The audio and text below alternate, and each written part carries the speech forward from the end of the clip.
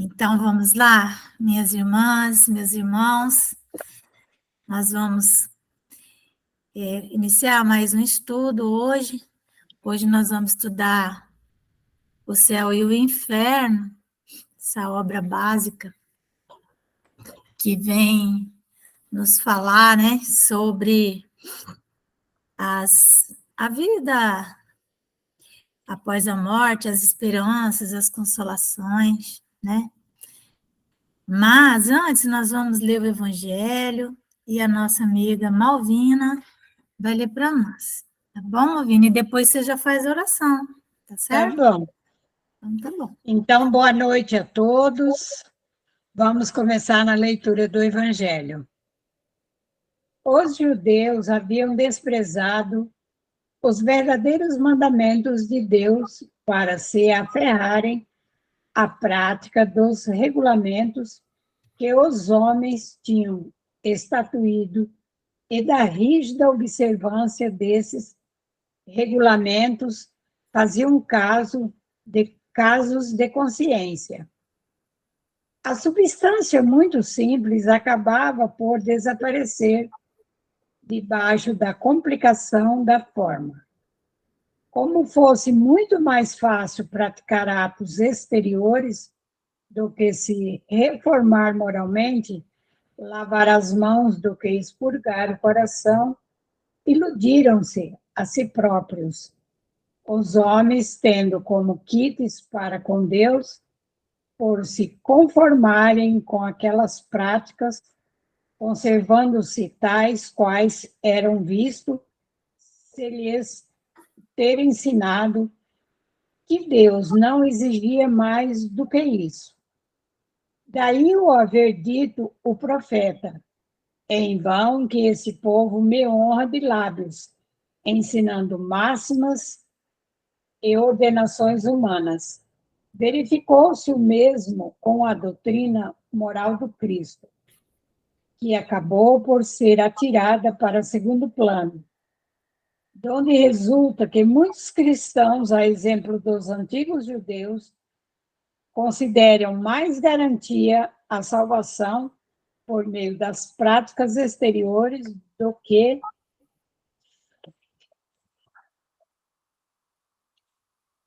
pelas da moral. É a essas adições feitas pelos homens à lei de Deus que Jesus alude quando diz: arrancada será toda planta que meu Pai Celestial não plantou. O objetivo da religião é conduzir a Deus o homem. Ora, esse não chega a Deus senão quando se torna perfeito. Logo, toda religião que não torna melhor o homem não alcança o seu objetivo. Toda aquela em que o homem julgue poder apoiar-se para fazer o mal, ou é falsa, ou está falseada em seu princípio. Tal o resultado que dão as em que a forma sobreleva ao fundo. Nula é a crença na eficácia dos sinais exteriores, se não obsta a que se comentam assassínios, adultérios, expoliações, que se levantam calúnias, que se causem danos ao próximo, seja no que for.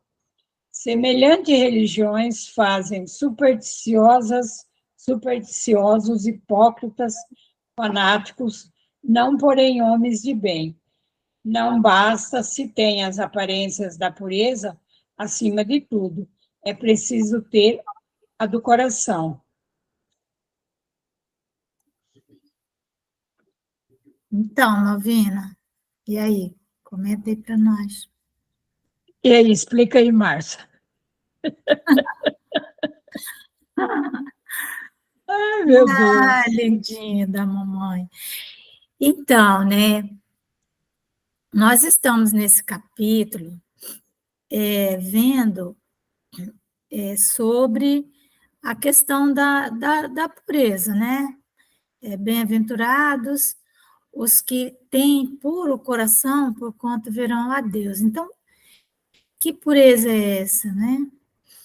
Então, quando começa a se olhar a vida pelo lado do avesso, né? Então, nós começamos a dar maior importância às questões materiais, às questões da forma, às questões dos rituais, do que a essência.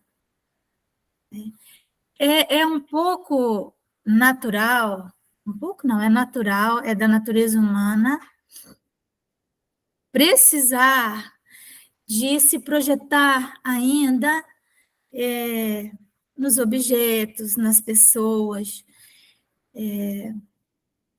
Enfim, todos nós, somos pessoas divididas em milhões de pedacinhos, né? Então, nós estamos projetados nos nossos filhos, nós projetamos uma parte de nós projetamos outra parte de nós nos nossos amigos, projetamos outra parte de nós nas nossas roupas, nas nossas joias, nas nossas panelas, nos nossos livros.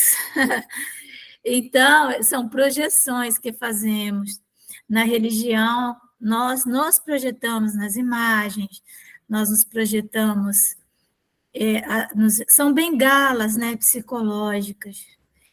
E isso, Jung fala muito sobre isso, né, as projeções. A doutrina espírita é uma doutrina que ela tem por objetivo fazer o retorno das nossas projeções, nos ajudar a cada vez nos tornarmos mais inteiros.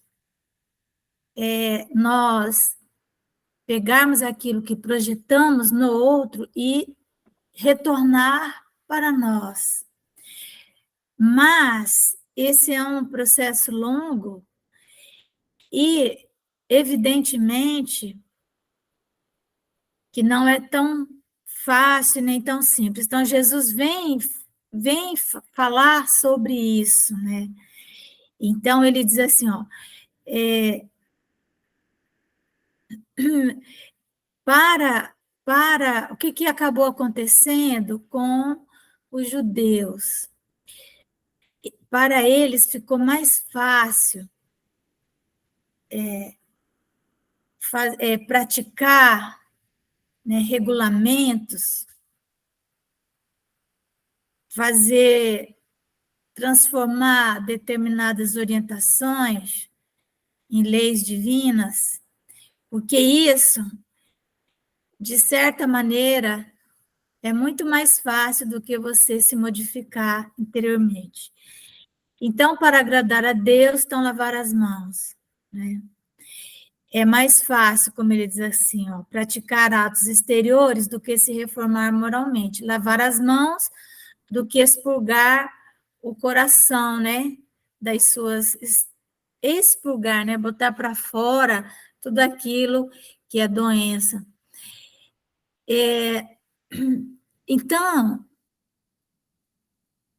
o Espiritismo, ele nos convoca ao retorno dessas projeções. Por isso que o Espiritismo, ele não é, vamos dizer assim, muito fácil de ser aceito pelas grandes massas, que precisam dessas projeções, né? Então, orar ajoelhado diante de uma imagem, usar um rosário, não é? E várias outras práticas exteriores. De certa maneira, nas casas espíritas, nós temos nossos rituais também, né? Nós não podemos dizer que não, temos as nossas projeções, e que nós não, essa questão de lavar as mãos, né, que é uma questão de higiene, isso hoje nós já sabemos, mas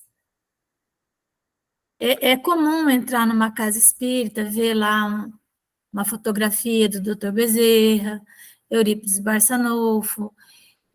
O que é isso? Né? São nossas projeções, nós precisamos disso, dessas almas que nos inspiram. né? Mas dia chegará em que nós vamos conseguir, como de Jesus, amar a Deus em espírito e em verdade. E vamos, então, olhar para esses retratos como nossos amigos, não é? Como pessoas iguais a nós, que nos inspiram, né? Mas que nós não estamos projetadas nelas. Temos que ter esse cuidado para não transformar esses espíritos em ídolos, como nós temos feito. Porque então ele diz assim: ó, é em vão que este povo me honra de lábios, ensinando máximas e ordenações humanas, né? Isso aqui o profeta Isaías que disse isso aqui. Então, mas ao mesmo tempo nós temos que respeitar aquelas pessoas que ainda precisam de um rosário para orar, né? Que ainda precisam se ajoelhar. E nós vemos no Centro Espírita, que cresceu muito horizontalmente, muito mesmo, né? Vamos dizer assim, muitas pessoas de outras religiões vieram para a doutrina espírita e trouxeram com eles ainda essas projeções sem se dar conta, sem se dar conta. Então, nós vamos começar a ver essa necessidade cada vez maior de rituais e rituais e rituais, né? Então, o cuidado que nós temos que ter com isso, porque senão, né, nós não vamos... tem que haver um esforço maior, com certeza, quando você vai orar e você está só você, consigo mesmo, né?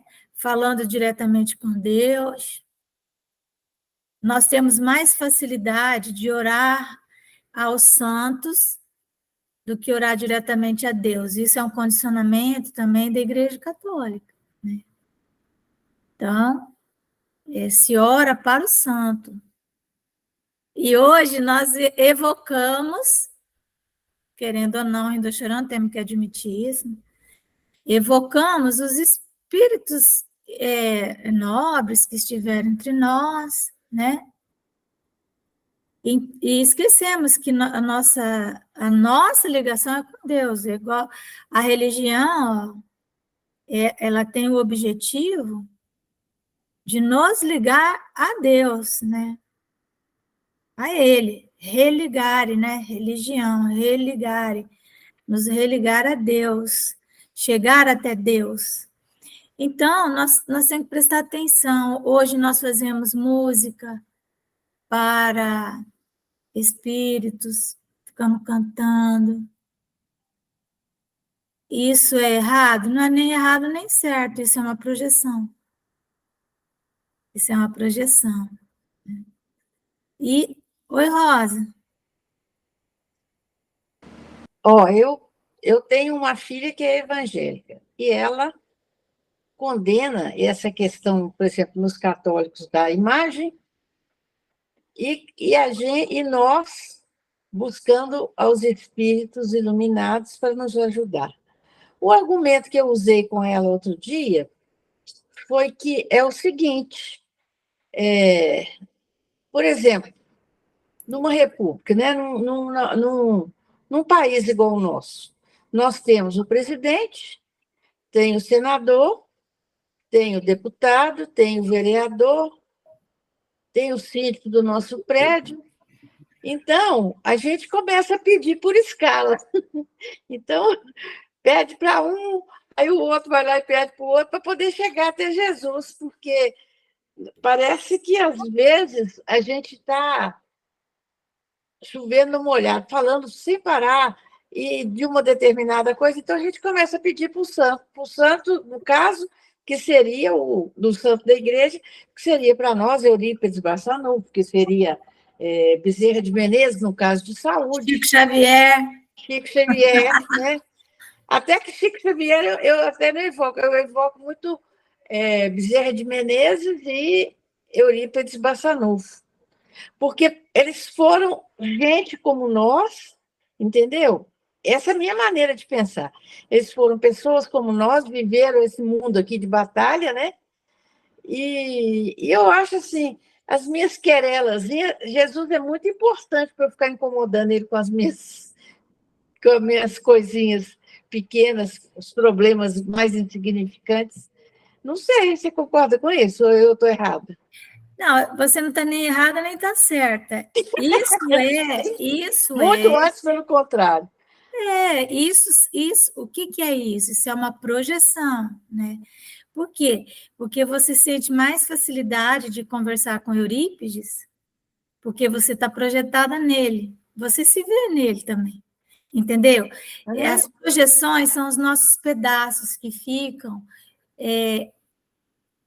nas coisas, né? Nas pessoas. Então, Eurípides Barçanufo, que ele, vamos dizer assim, como nós conhecemos a história dele, como nós conhecemos várias coisas, então, falar com ele é como se fosse mais fácil, mas isso é ainda essa nossa dificuldade de fazer esse retorno das projeções para nós, não sei se está entendendo, né? Cada vez, para que nós fiquemos cada vez menos divididos, nós nos tornemos, vamos dizer assim, nós somos seres assim multifacetados, né? Nós não temos unicidade. E enquanto nós não atingirmos essa unicidade, nós não teremos completado o nosso processo de humanização. Então, nós temos que pegar tudo isso de volta. Mas não é algo fácil, são condicionamentos que trazemos. Então, igual você falou, é mais fácil as minhas querelas eu chamar o doutor Bezerra, porque é igual se estivesse chamando um vizinho, um amigo, né, alguém. Mas o ideal é que nós consigamos olhar para essas almas como amigos mesmo, mas a nossa oração ser elevada a Deus, né? Que nós consigamos adorar a Deus, porque senão nós vamos permanecer ancorados ancorados, vamos dizer assim, num período da Igreja Católica, ela que nos ensinou isso, nós nos condicionamos a isso, mas Jesus, quando ele nos ensinou a oração, ele chamou Pai Nosso que estais nos céus, né? Uhum. Ele falou isso. Então, é um cuidado que nós temos que ter, até porque Eurípides Barçanufo, uma pessoa, é um espírito de alta envergadura, comparando conosco, né? Mas ele também, com certeza, é uma pessoa que está em processo de evolução, ele tem que cuidar da vida dele também, né? Imagina, doutor Bezerra, o que ele tem de pedido lá, de processo que ele tem que ficar cuidando. Né? Claro que existem as preces intercessórias, igual as pessoas pedem para nós também. Pede para você, Rosalva, ora por mim. Rosalva, por favor, não sei o quê, não é? Quantas pessoas não pedem isso para nós? E aí, mas nós sabemos que o que nós podemos fazer? Quando nós oramos pelas pessoas, nós só vamos conseguir transferir para elas a energia que nós já tenhamos depurado em nós, senão nós oramos para uma pessoa e se aquilo não está depurado em nós, a energia que vem fica em nós, porque lógico, tem que ficar. Como está lá, né? A prece de Ismalha, no livro Os Mensageiros. Mostra bem isso. E, então, é isso, né? O cuidado de não começarmos a idolatrar espíritos que foram pessoas que foram almas, vamos dizer assim, que se destacaram. Por exemplo, Eurípides Barçanufo. Ele trouxe uma pedagogia, não é? Lá naquele colégio, mas a pedagogia que ele trouxe, ela era avançada para aquela época. Nós temos que entender isso. Realmente. E ela era avançada para aquele momento. Agora, se nós começamos a idolatrar o Eurípides Barçanufo, nós nunca vamos parar para analisar o que é que houve de progresso, não é? Quais são os avanços que já se fez nessa área, na psicologia, nisso, naquilo outro. Então, é isso, não é? Quando nós vamos ver, realmente era muito avançado. Mas o Espiritismo é uma religião prospectiva, ela é para a frente. E a nossa tendência, quando nós pegamos a personalidade de Eurípides Barçanufo, nós fixamos ele no tempo. Estou dando Eurípides porque começamos a falar dele. Então, quem é Eurípides Barçanufo? Uma pessoa que nasceu no dia tal, morreu no dia tal, tinha um CPF, tinha um RG. Tinha uma persona, alguém ilimitado, né? Então, e a nossa tendência ao idolatrar é ficarmos fixados nessa personalidade. Por exemplo, Jesus, né? Tem o Jesus, o Cristo de Deus, e tem o Jesus de Nazaré, e tem o Jesus dos cristãos. Então, vejam, o Jesus de Nazaré é aquele que se fez o filho do homem, aquele que se tornou homem. É aquele que apresentou para nós uma personalidade. O Jesus dos cristãos é um Jesus completamente diferente do Jesus de Nazaré. O Jesus dos cristãos é o Jesus que nós interpretamos. E o Cristo de Deus é muito mais que o Jesus de Nazaré. O Cristo de Deus é a essência, né? Então, vejam, quanto mais nós buscarmos diminuir, né? Porque, por exemplo, se falar assim, lavar as mãos, né? Lavar a mão, para eles, era um ritual que te fazia puro ou te fazia impuro, né? Então, ele diz assim, ó, olha que interessante isso aqui, ó. Nula é a crença na eficácia dos sinais exteriores, se não obsta a que se cometam assassínios, adultérios, espoliações. Então, não é que a crença nos sinais exteriores em si seja um problema, mas essa crença, ela tem que obstar, ela tem que impedir os assassínios, os adultérios, as espoliações, não é? E se nós começarmos a colocar, né, a adorar, né, ídolos humanos, em algum momento nós vamos descobrir alguma coisa desse ídolo humano. Eu vou dizer uma coisa para vocês. Dona Joana de Ângeles, não é? Dona Joana de Ângeles. É um espírito de uma envergadura moral fantástica, é uma psicóloga, enfim. Ela foi Joana Angélica no Brasil, Juana Inês de la Cruz, não é? No México.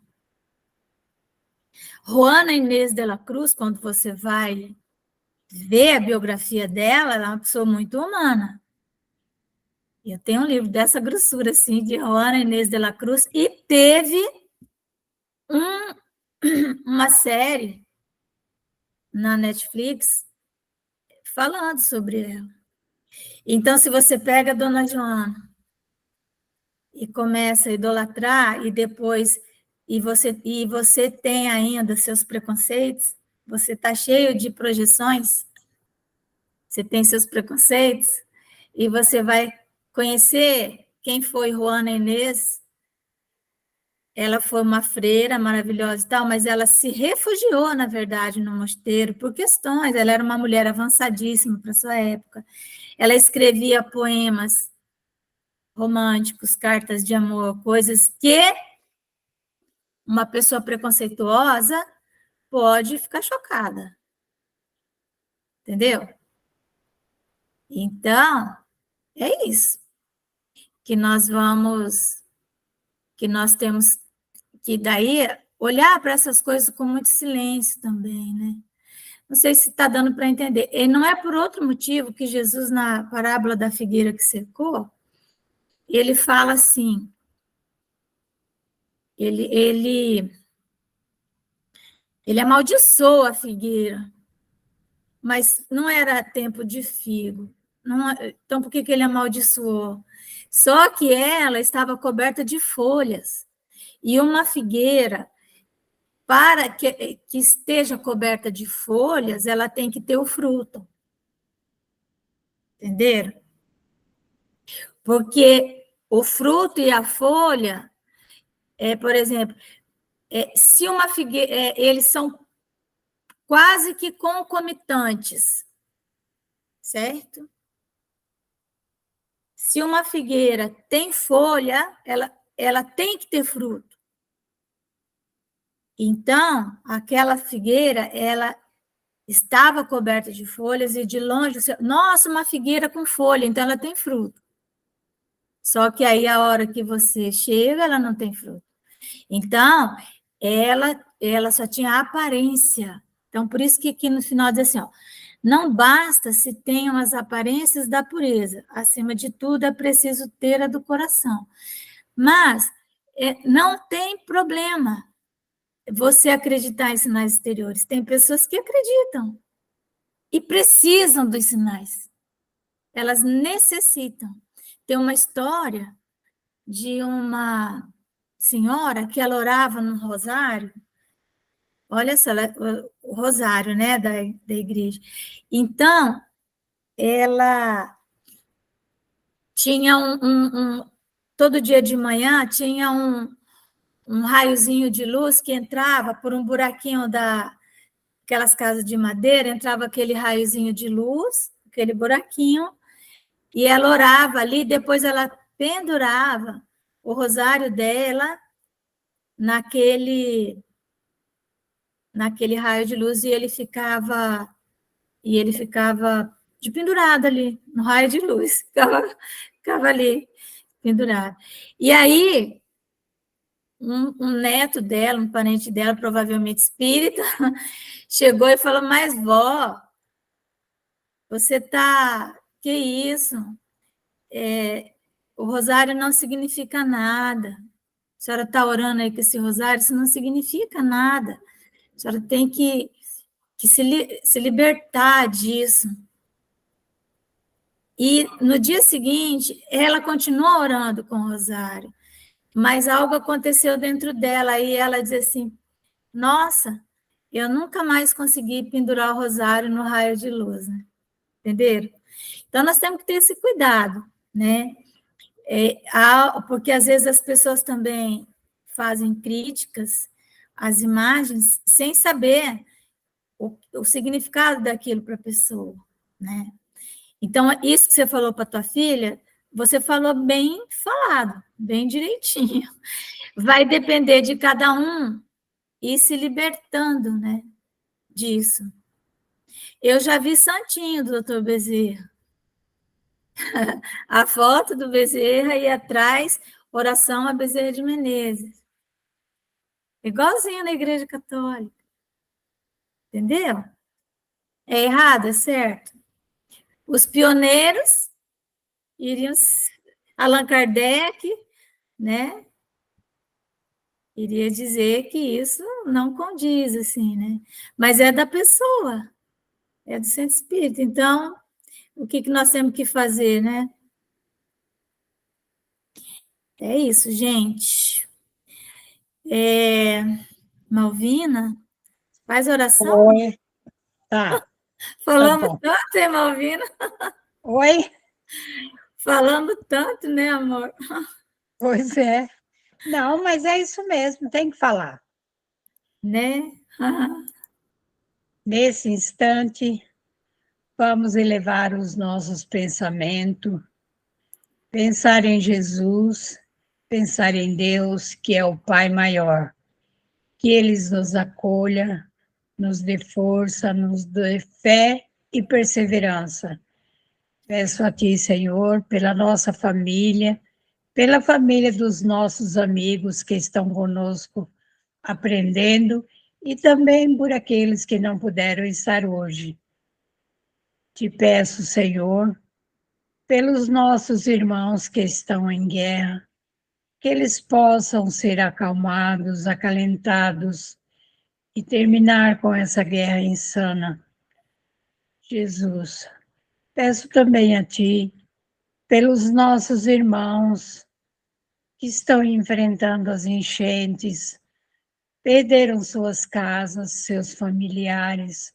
Senhor, sabemos que a dor é muito grande, que aqueles que estão próximos possam ajudar com água, alimento, roupas, para servir essas pessoas que estão desamparadas.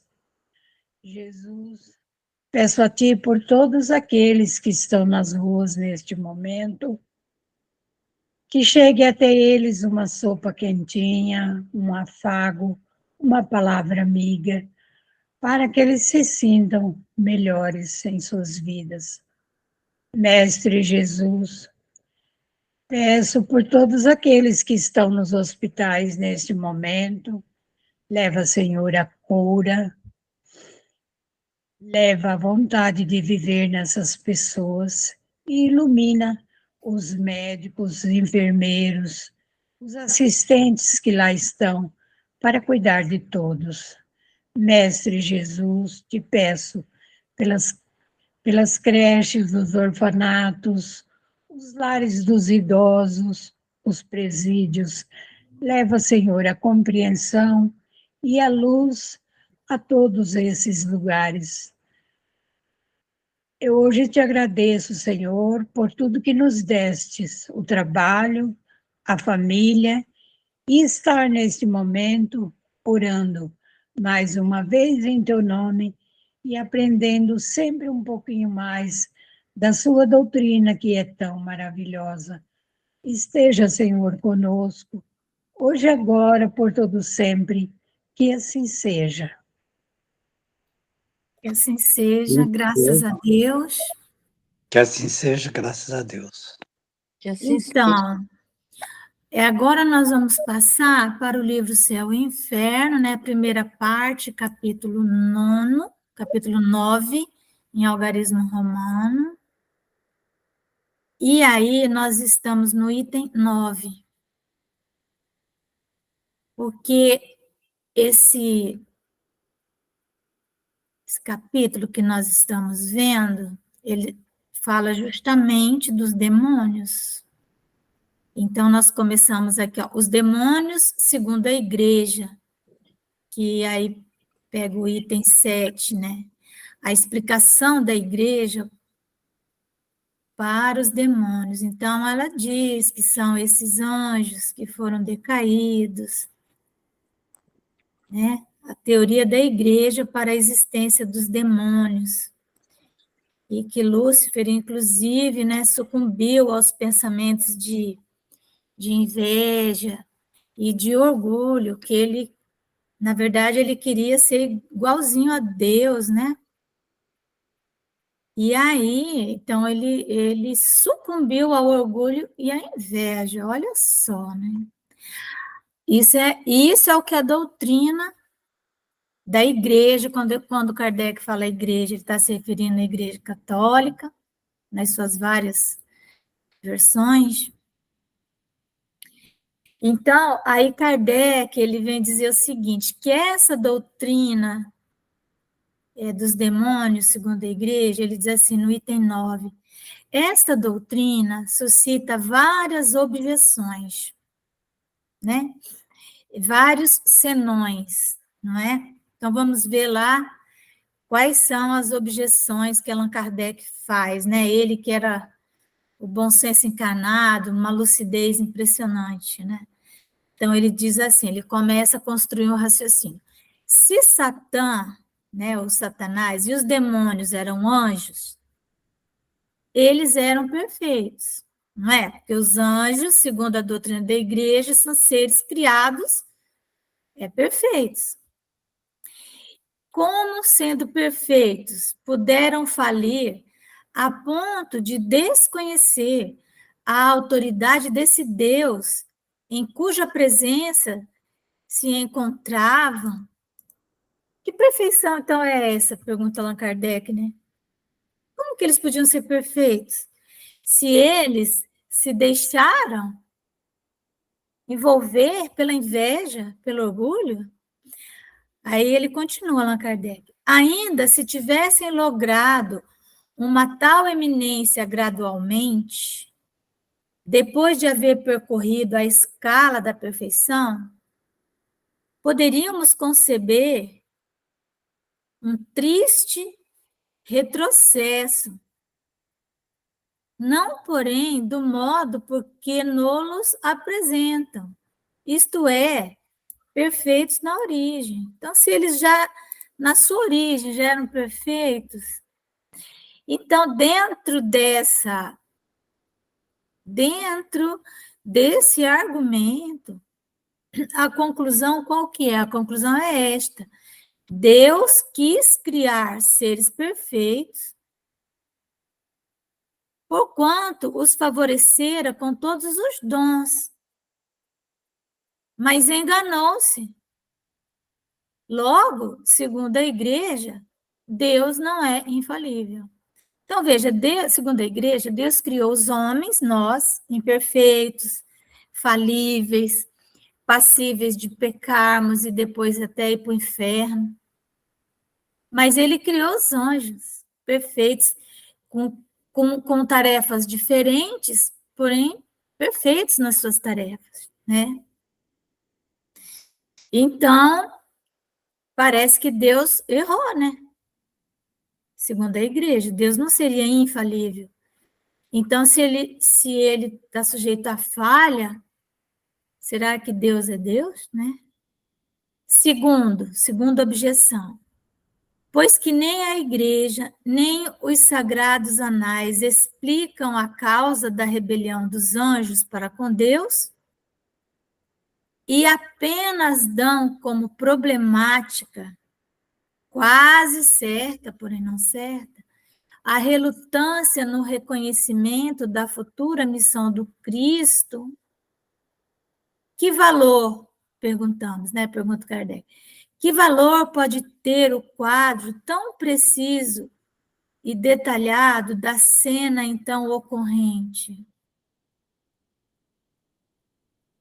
Porque parece que eles se revoltaram em função, né, da missão que Deus conferiu a Jesus, né? A que fonte recorreram para inferir se de fato foram pronunciadas palavras tão claras e até simples colóquios? De duas uma, ou a cena é verdadeira ou não é. No primeiro caso, não havendo dúvida alguma, por que a igreja não resolve a questão? Se a igreja e a história se calam, se a coisa apenas parece certa, claro, não passa de hipótese. E a cena descritiva é mero fruto da imaginação. Deixa eu ver aqui.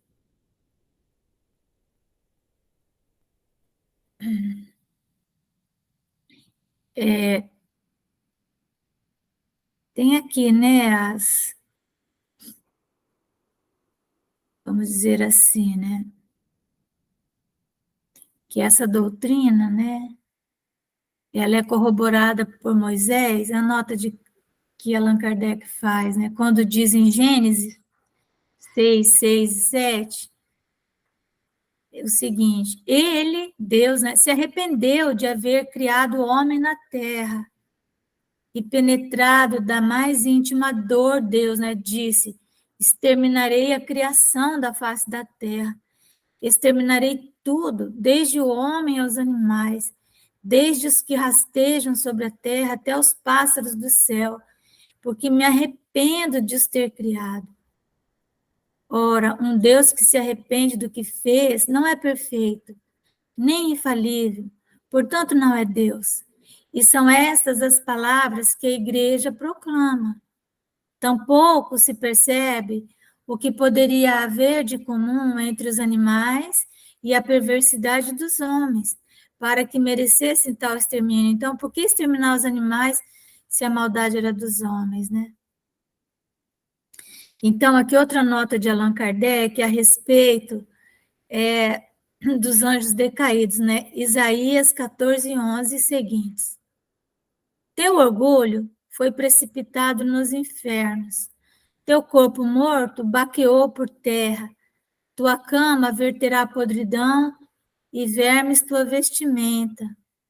Como caíste do céu, Lúcifer, tu que parecias tão brilhante ao romper do dia, como foste arrojado sobre a terra, tu que ferias as nações com teus golpes, que dizias de coração, subirei aos céus, estabelecerei meu trono acima dos astros de Deus, sentar-me-ei acima das nuvens mais altas e serei igual ao Altíssimo. E, todavia, foste precipitado dessa glória no inferno, até o mais fundo dos abismos.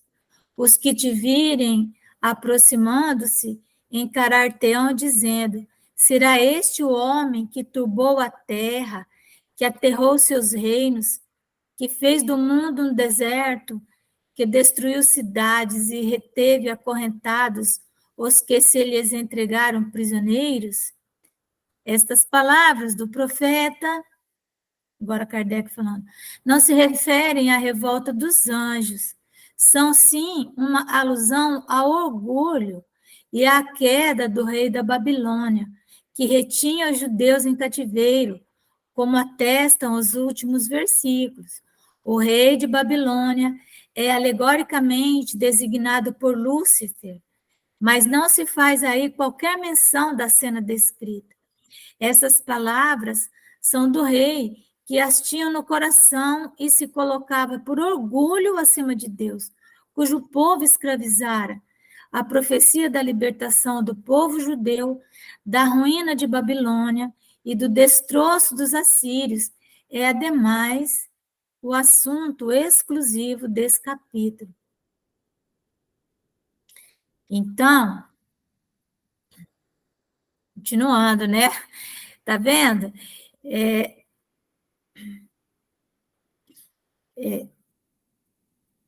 Segundo, né? Segunda objeção. Deixa eu ver. Terceira objeção. As palavras atribuídas a Lúcifer revelam uma ignorância admirável no arcanjo, que por sua natureza e grau atingido, ele era um arcanjo, era o mais alto grau do espírito puro. Né?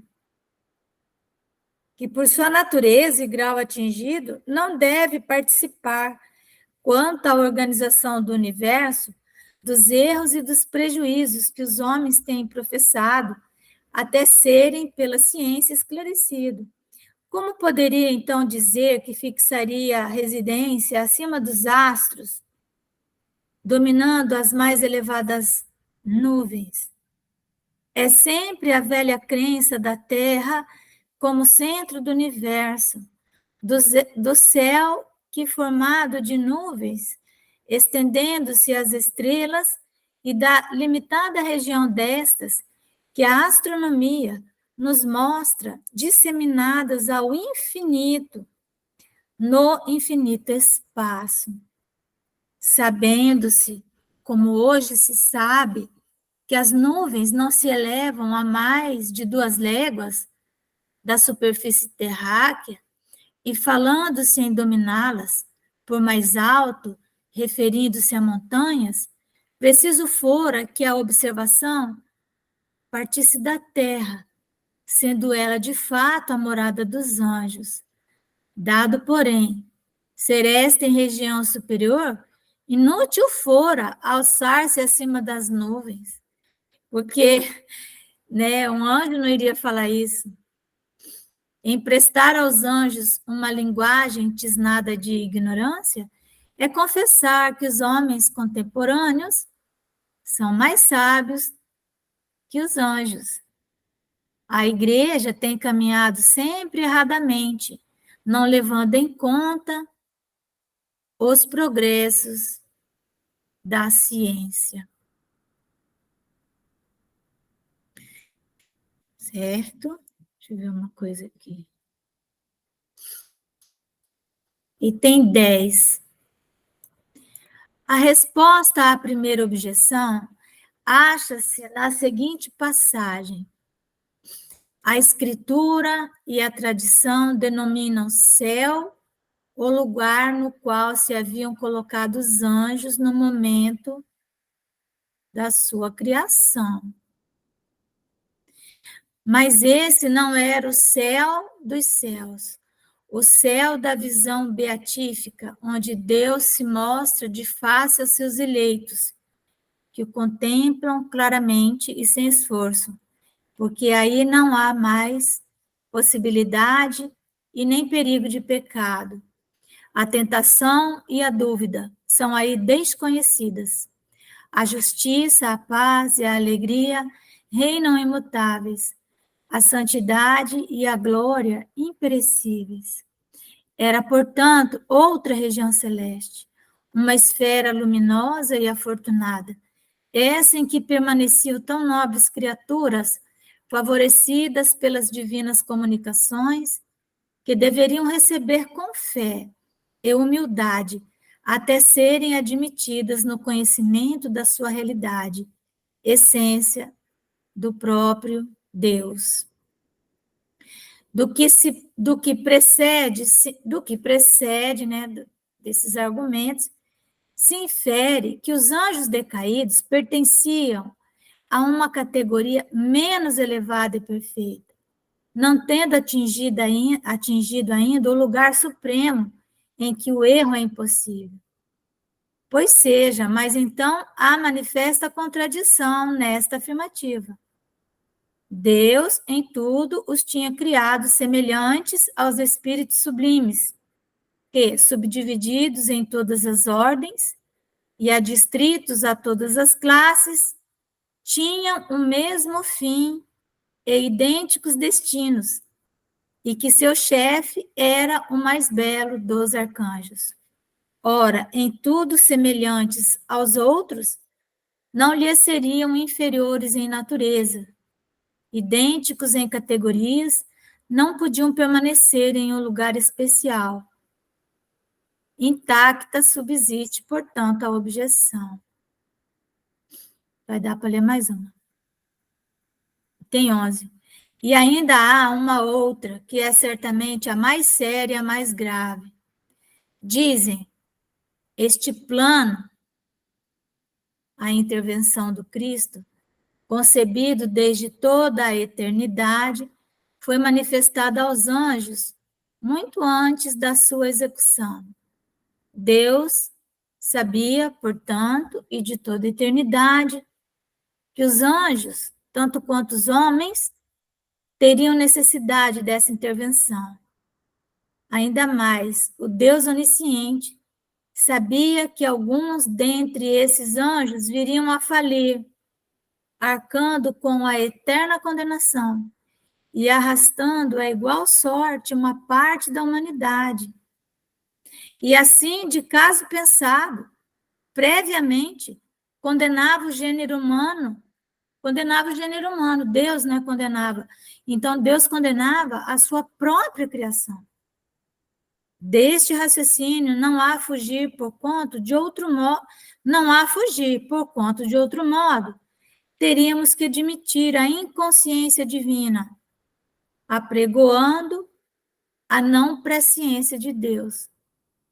Para nós, é impossível identificar uma tal criação com a soberana bondade. Em ambos os casos, vemos a negação de atributos, sem a plenitude absoluta dos quais Deus não seria Deus. Então,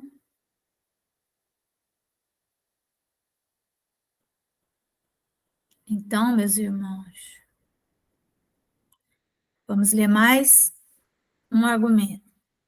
Admitindo a falibilidade dos anjos, como a dos homens, a punição é consequência justa e natural da falta. Mas se admitirmos concomitantemente a possibilidade do resgate, a regeneração, a graça após o arrependimento e a expiação, tudo se esclarece e se conforma com a bondade de Deus. Ele sabia que errariam, que seriam punidos, mas sabia igualmente que tal castigo temporário seria um meio de lhes fazer compreender o erro, revertendo ao fim em benefício deles. Eis como se explicam as palavras do profeta Ezequiel. Deus não quer a morte, porém a salvação do pecador. Certo? A inutilidade do arrependimento e a impossibilidade de regeneração, isso sim importaria na negação da divina bondade. Admitida tal hipótese, poder-se-ia mesmo dizer, rigorosa e exatamente, que estes anjos, desde a sua criação, visto Deus não poder ignorá-los, foram votados à perpetuidade do mal e predestinados a demônios para arrastarem os homens ao mal. Então, esse raciocínio definitivamente não coaduna com a bondade infinita, a misericórdia infinita, a justiça infinitas de Deus, né? Que são atributos de Deus, não é? Então, nós vamos depois continuar, né, vendo Kardec falando sobre os demônios, nos provando em raciocínios muito plausíveis que realmente os demônios não existem, como seres que estão condenados a viver a eternidade toda no mal, né? E que tem aí a tarefa deles seria arrastar os homens ao mal, né? Então é isso. Alguém quer falar aí sobre os demônios?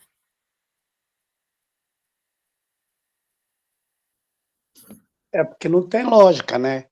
Qualquer pessoa que tem raciocínio vê que a igreja cobertou um monte de coisa, ela lançou um negócio e depois ela não conseguia justificar isso, né? Porque é o que Kardec diz aí. Esse Deus que eles falam aí, ele não é Deus, ele não tem condição de... Se ele se arrepende por uma criação que ele fez, se ele faz o anjo errado, e se ele não pode, Deus não erra. Errei! Ah, Falar assim, errei. ops, Você está errei, pintando uma tela, falou, deu uma pincelada errada aqui, né? Então, Deus realmente... é a perfeição, né? né? Então, ó, não se pode admitir esse tipo de coisa, né? Só que nós nós vemos assim inúmeras religiões, né? A grande maioria que aceita Satanás. E por quê, né? Nós, nos nossos estudos mais anteriores, essa aceitação decorre de uma incapacidade da pessoa compreender o Raciocinar. mal do ponto de vista abstrato, né? Sempre enxerga o mal como algo que lhe acontece do ponto de vista material, né? E aí e tem outro detalhe. Todas as igrejas que existem é oriundo da Igreja Católica. Tudo ele. Você pode ver, o protestante ele prega a Bíblia da forma dele lá, mas tá a mesma Bíblia que o católico prega.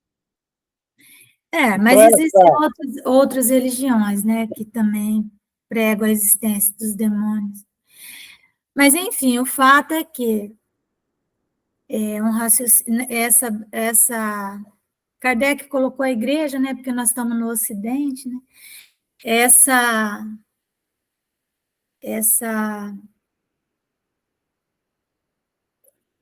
argumentação dele, né, precisa que a pessoa tenha avançado um pouquinho, né, um raciocínio mais abstrato, né, um raciocínio mais abstrato. E aí nós vamos vendo, porque daí também ela tem que entender da reencarnação, a reencarnação vem, né, e vai mostrando que, né, a lei de evolução, então todas essas questões que a doutrina nos traz, e que Jesus também trouxe, né, no seu evangelho, mas que foi deturpado, porque... se você começar a analisar, você ouvir isso, você começa a imaginar, você começa a ver realmente os pontos de certeza que tem, né? Então, o Espiritismo é uma doutrina que é ciência, é religião, né? Então, ela te leva ao raciocínio, põe você em raciocínio com a verdade.